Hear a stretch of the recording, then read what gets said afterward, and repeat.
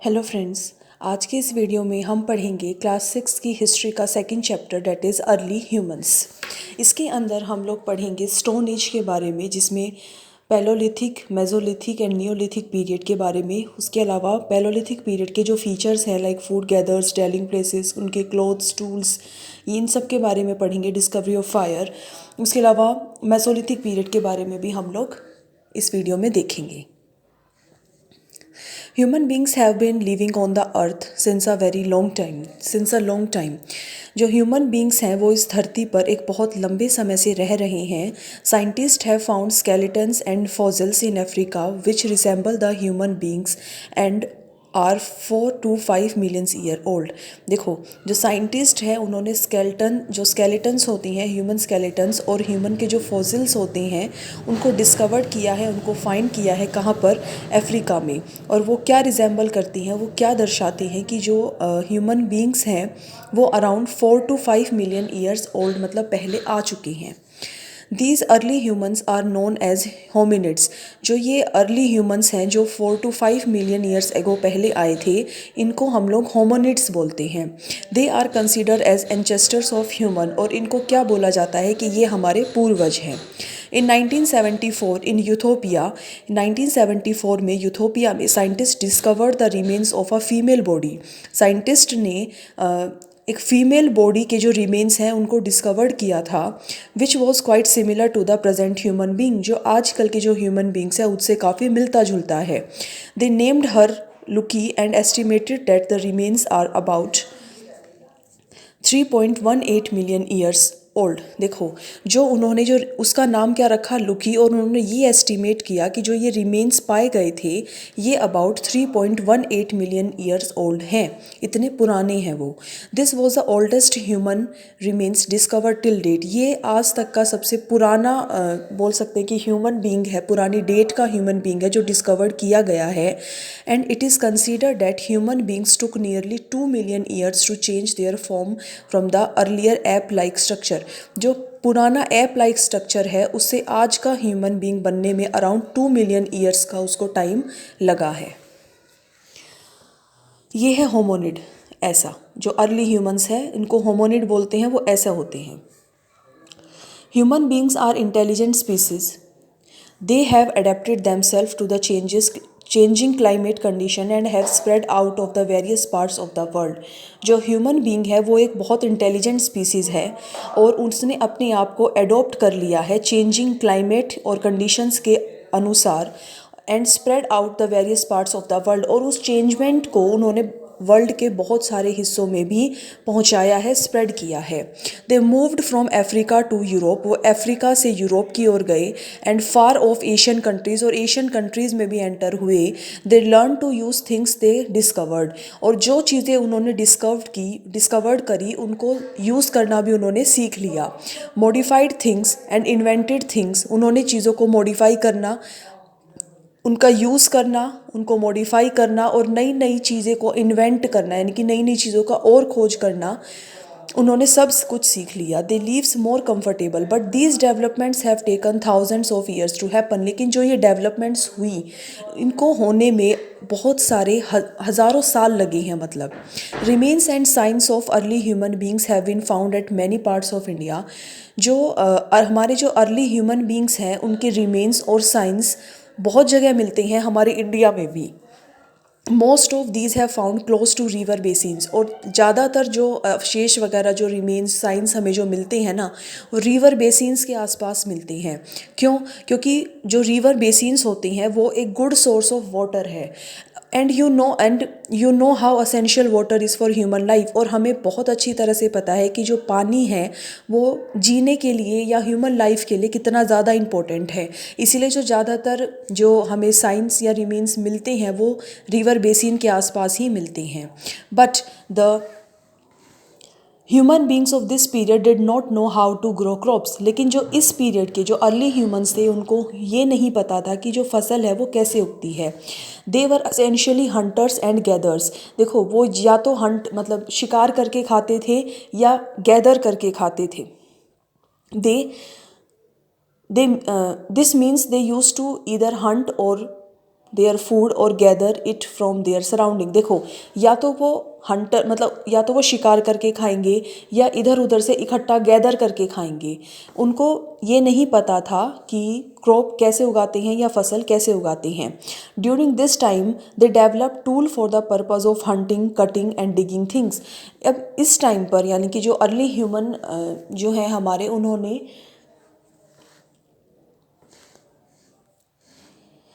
Tools को develop करना start कर दिया था, यानी कि बहुत सारे टूल्स को बनाना उन्होंने स्टार्ट कर दिया था फॉर हंटिंग, कटिंग और डिगिंग थिंग्स। हंट मतलब शिकार करने के लिए, चीज़ों को काटने के लिए या खुदाई करने के लिए, फ्रॉम द ग्राउंड, ग्राउंड पर से। They started to use stone for making their tools and their for this period in the human history is known as the stone age. देखो, उन्होंने जो है स्टोन्स का यूज़ करना स्टार्ट किया था टूल्स बनाने के लिए इस पीरियड के अंदर, इसीलिए ह्यूमन हिस्ट्री में इस पीरियड को क्या बोला जाता है? स्टोन एज बोला जाता है। अब स्टोन एज के बारे में हम लोग पढ़ते हैं।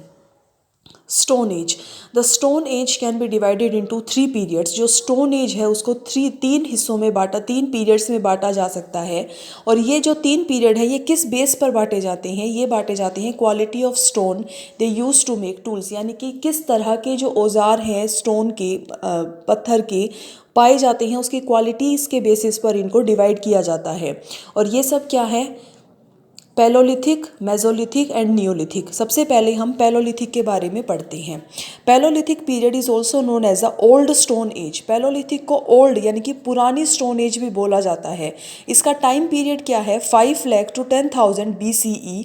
The word Paleolithic is taken from Greek word, ये ग्रीक वर्ड से लिया गया है, जिसमें पैलियो का मतलब होता है ओल्ड यानी कि पुराना, और लिथोस का मतलब होता है स्टोन यानी कि पुरानी स्टोन एज। इसके फीचर्स के बारे में जानते हैं। Food gathers, in this stage humans were nomads and food gathers. देखो, जो पैलोलिथिक पीरियड है यहाँ पर जो ह्यूमंस होते थे ये नोमैड्स होते थे, यानी कि माइग्रेंट होते थे, एक जगह से दूसरे जगह पर रहते थे और आते जाते रहते थे। फूड गैदर्स, और खाने को क्या करते थे? इकट्ठा करते थे अपनी आसपास की सराउंडिंग्स में से। They did not stay at one place and kept moving from one place to another in search of food. ये कभी भी एक जगह पर नहीं रुकते थे, बल्कि ये मूव करते रहते थे एक प्लेस से दूसरे प्लेस पर। क्यों? क्योंकि खाने की तलाश में।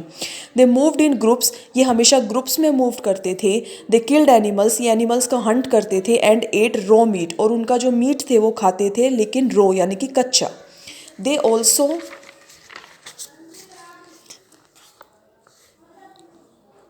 एट रूट्स ऑफ प्लांट, वो प्लांट्स के रूट्स को भी खाते थे।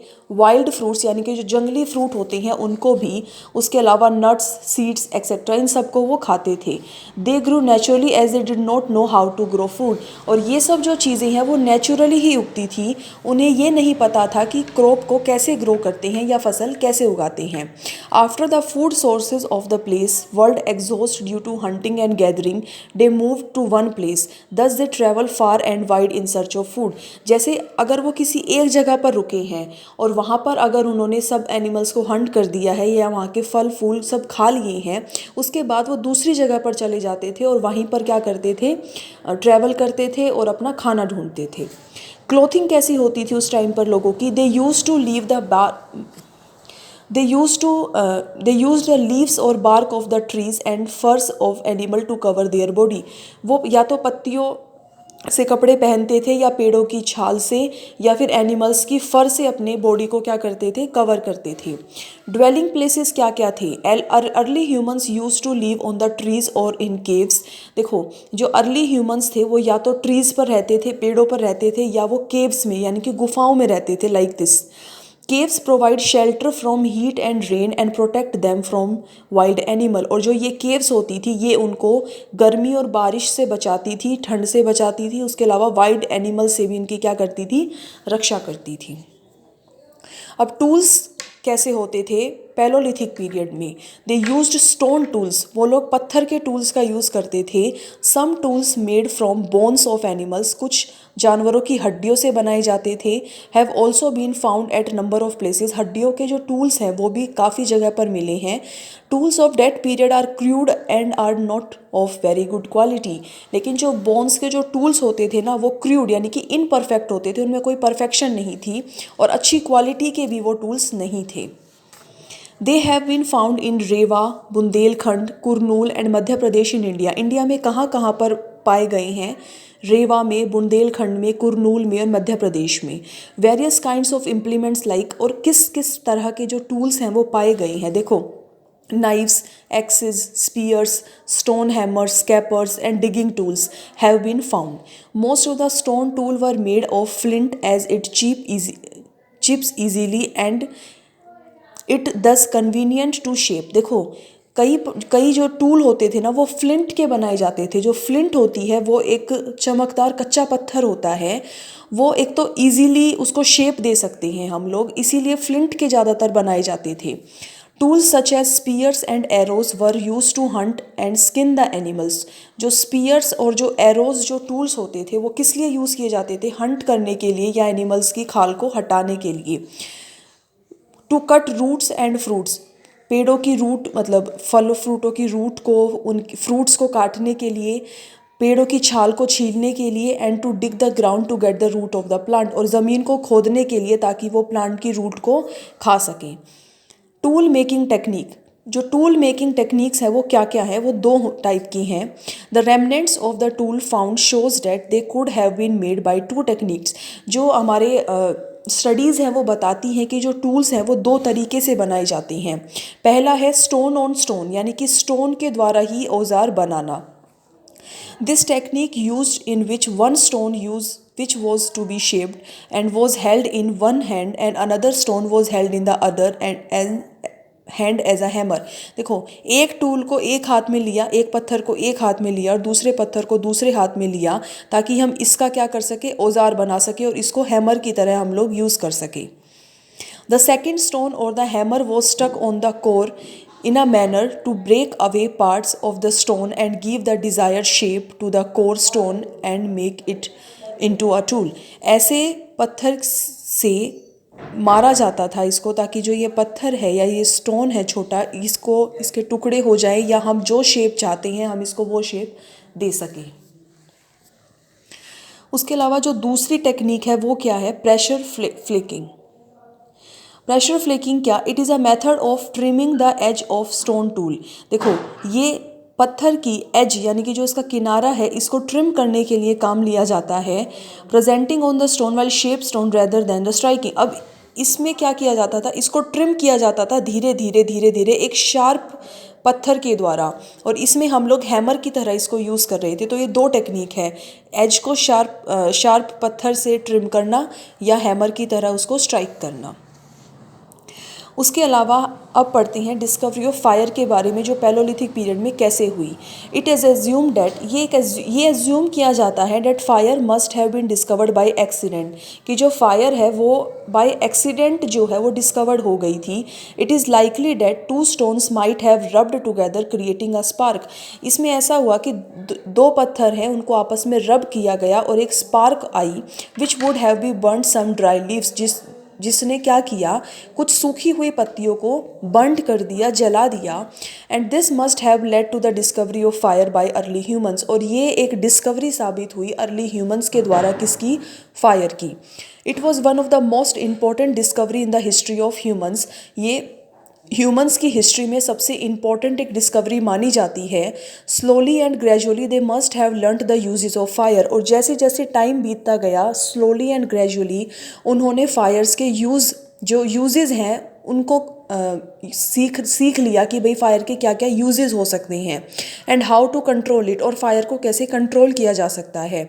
Here are some of the ways in which early humans used fire. ये कुछ वेज हैं जहाँ पर अर्ली जो ह्यूमंस हैं वो फायर का यूज़ कैसे करते थे, कहाँ कहाँ पर करते थे। They used it to cook meat before eating rather than eating raw meat. अब उन्होंने कच्चा मीट छोड़कर पका हुआ यानी कि जो कुक्ड मीट है उसको खाना स्टार्ट कर दिया। They lit fire outside their caves to protect themself from wild animals. उन्होंने अपने आप की रक्षा करने के लिए जंगली जानवरों से वो अपनी केव के बाहर केव के बाहर जो फायर है उसको बर्न कर देते थे ताकि जो वाइल्ड एनिमल है उनके पास ना आ सकें। They kept themselves warm with the help of fire in the cold weather. जब ठंड होती है तो अपने आप को वार्म रखने के लिए वो फायर का यूज़ करते हैं। आर्ट के बारे में जानते हैं अब अर्ली ह्यूमंस की। Early humans painted on the walls of cave. जो जिस केव में वो लोग रहते थे उसकी दीवारों पर वो लोग क्या करते थे, पेंटिंग करते थे। Such painting have been found inside caves in बेतिका इन मध्य प्रदेश। कुछ जो पेंटिंग्स है वो मध्य प्रदेश में भीमबेटिका जो केव है उसमें पाई जाती हैं। These cave painting site have been declared as a world heritage site by UNESCO. इस केव की जो पेंटिंग्स है उसको यूनेस्को के द्वारा वर्ल्ड हेरिटेज साइट मान लिया गया है। These paintings gives a small some idea about the life of early humans, as most of the painting depict scenes of hunting, people dancing, playing round drums, wounded animals, people riding animals like elephant, bison, horse, tiger, wild boar, animal fighting and so on। मतलब जो उस time पर जो ये early humans करते थे, like कि hunting, playing playing round drums, dancing, इसके अलावा राइडिंग एनिमल्स की, तो वो सब कुछ उन्होंने पेंटिंग में छाप रखा है जिससे हमें ये आइडिया मिलता है कि उनकी अर्ली लाइफ कैसी थी। In one of the painting man has been shown riding on a horse. किसी पेंटिंग में ये दिखाया गया है कि जो मैन है वो हॉर्स पर क्या कर रहा है, राइडिंग कर रहा है। The use of colours are mainly white and red. जो पेंटिंग में जो कलर यूज़ किया जाता था मेनली वाइट एंड रेड होता था।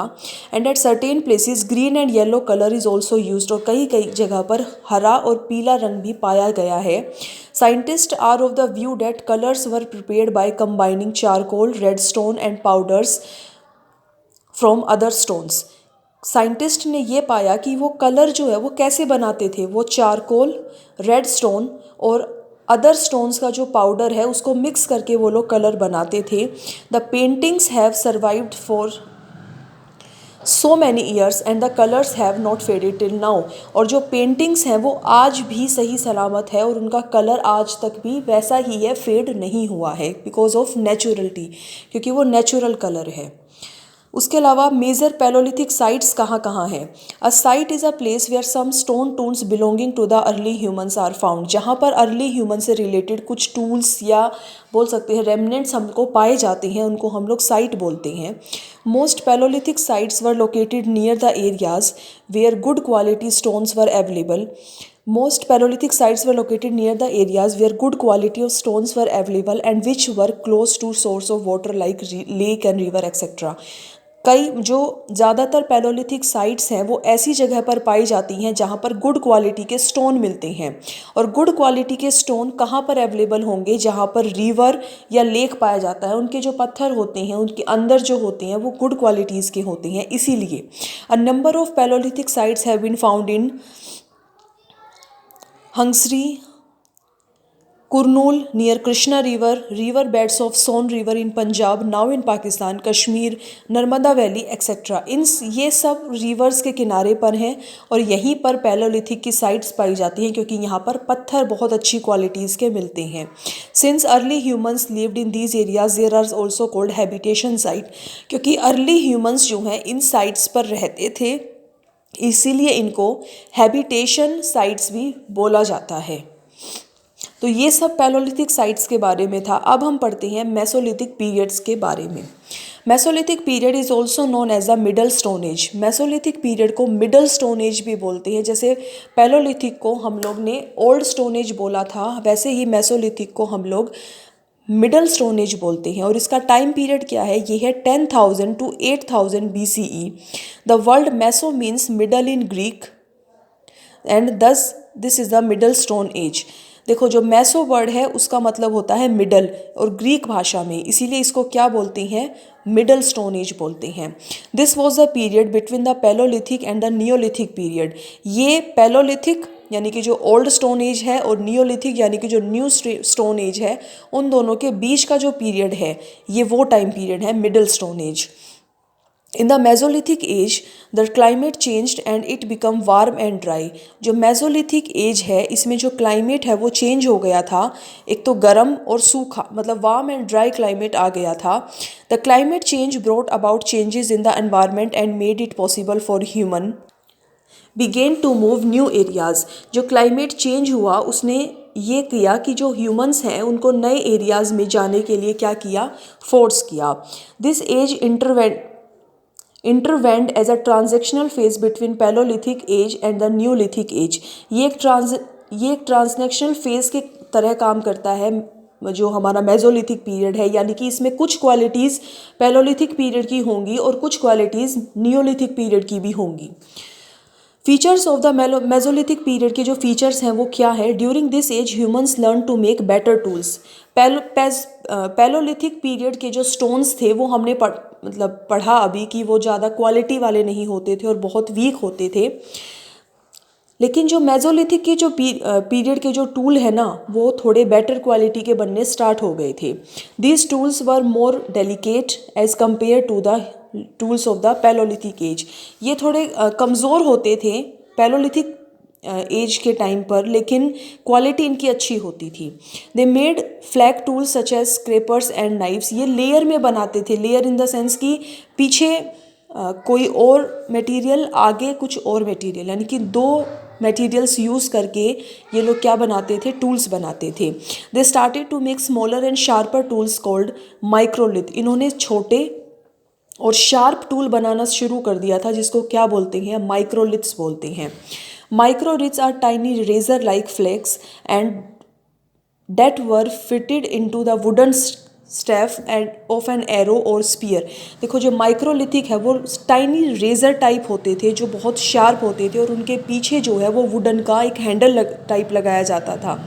तो वुडन एंड स्टोन दो मटेरियल हो गए, इसीलिए इनको क्या बोलते हैं कि ये लेयर में बनाते थे। There is an archaeological evidence to show that flint blades were use to provide the tips of arrow. जो फ्लिंट ब्लेड्स हैं वो लगाए जाते थे एरोस की टिप पर। These blades were fitted into handles of wood. ये वुड के हैंडल में लगाए जाते थे या फिर बोन का जो हैंडल होता था उसमें, to form the cutting parts of the various type of tool, ताकि वो अलग अलग तरह के जो है कटिंग के टूल्स बना सकें, ताकि वो आसानी से क्या कर सकें, पेड़ों की छाल वगैरह को छील सकें या फ्रूट काट सकें या हंटिंग कर सकें। Human continue to be food gathers in the early part of this age. जो ह्यूमंस हैं वो मेजोलिथिक के जो अर्ली टाइम पीरियड है उसमें भी वो फूड गैदरर्स ही रहे अर्ली टाइम तक, but towards a later part, लेकिन बाद में human begin to grow crops and started to tame animals.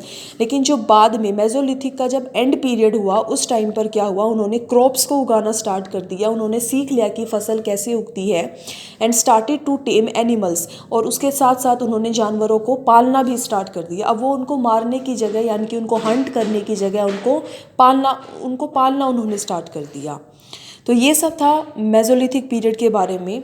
अब नियोलिथिक पीरियड का जो टाइम पीरियड है वो है 8000 टू 4000 BC, जो नेक्स्ट वीडियो में हम लोग बात करेंगे। तब तक के लिए थैंक यू सो मच।